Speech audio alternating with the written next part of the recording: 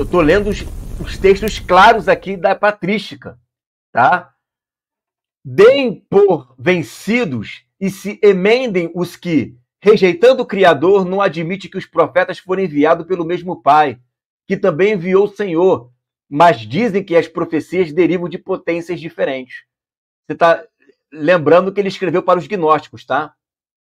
Com efeito, o que o Criador predisse de forma idêntica, por meio de todos os profetas, foi que o Cristo cumpriu no fim, obedecendo à vontade do Pai e realizando a sua economia do gênero humano.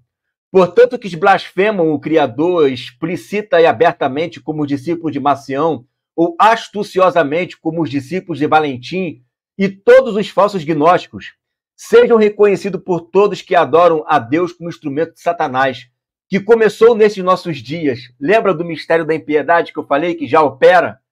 E como que ele opera? Negando o reino, negando a ressurreição. Eu ontem bloqueei um rapaz que o camarada, além de ser calvinista, é milenista e ainda acredita que a ressurreição não é na carne. O camarada é 100% gnóstico. Ainda se diz pastor. Eu falei, eu não quero nem me pronunciar com ele, bloqueei ele na hora. E falei na cara dele que ele tem o espírito do anticristo. Está bloqueado. Está bloqueado. Eu não tenho comunhão com gente que chega a esse nível de apostasia. Tá? É essa galera aí. Bom, sejam reconhecidos por todos os que adoram a Deus com o instrumento de Satanás, que começou nesses nossos dias, o que ainda não começará. Isto é, amaldiçoar a Deus, que preparou o fogo eterno para toda apostasia. Ele não tem a coragem de ofender o Senhor abertamente por sua conta, como no princípio. Foi a forma de serpente. Seduziu o homem, escondendo-se de Deus. Aí, olha que interessante, né? Ele vai falar de Justino Marte, tá? Porque Justino Marte influenciou também ali o Irineu de Leão.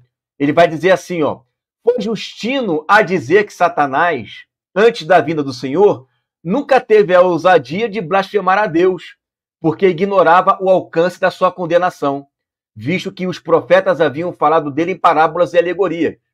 Mas depois da vinda do Senhor, ficou sabendo claramente, pelas palavras de Cristo e dos apóstolos, que um fogo eterno foi preparado para ele, que o separou voluntariamente de Deus. Está vendo aí? Que não existe calvinismo, predestinação para ser condenado e para ser salvo. Isso aí é uma outra heresia, tá?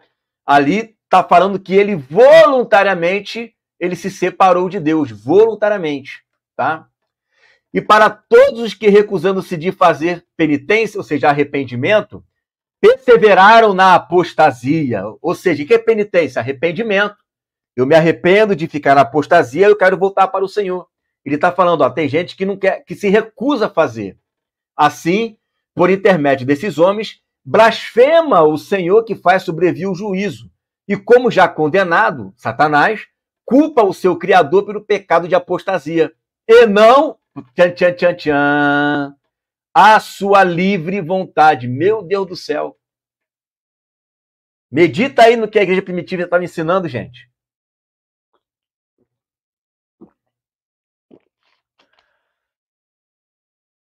Medita aí.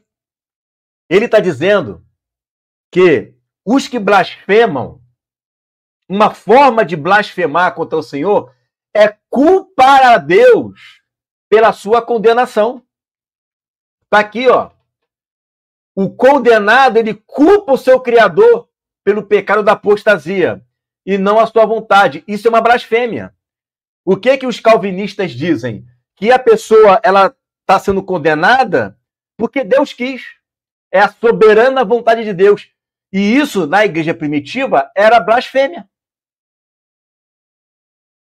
Isso era uma blasfêmia. Porque o blasfemador, Satanás, ele culpa a Deus pela sua condenação e não a sua livre vontade.